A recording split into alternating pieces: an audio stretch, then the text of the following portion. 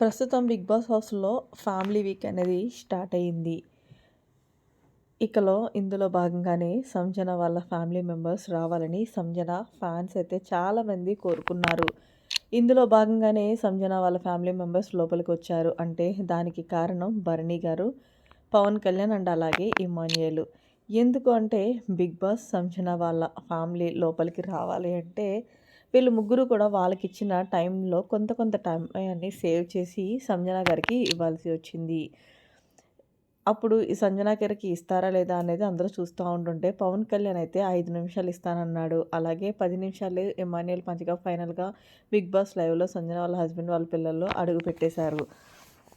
దీంతో సంజన ఆనందానికి అవధులు లేకుండా పోయాయి. ఇందులో భాగంగానే ఆయనైతే గనక అంత పర్ఫెక్ట్‌గా మాట్లాడలేనప్పటికీ కూడా ఇంగ్లీష్‌లో అయితే బాగానే మేనేజ్ చేస్తున్నారు.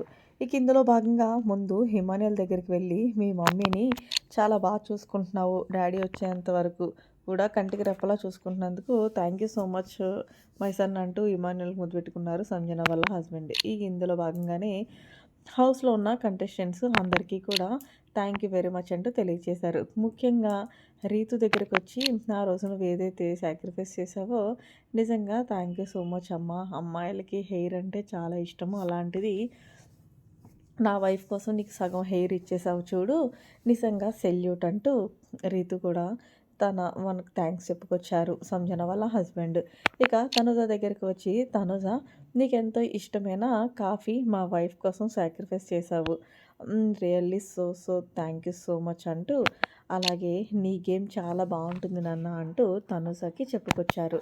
అలాగే సంజన వాళ్ళ హస్బెండ్ చివరిగా, "నేను ఎలా ఆడుతున్నానంటూ సంజన అడిగితే, "నువ్వు చాలా బాగా ఆడుతున్నావు. ముఖ్యంగా నిన్ను చూసి మాకు చాలా గర్వంగా ఉంది.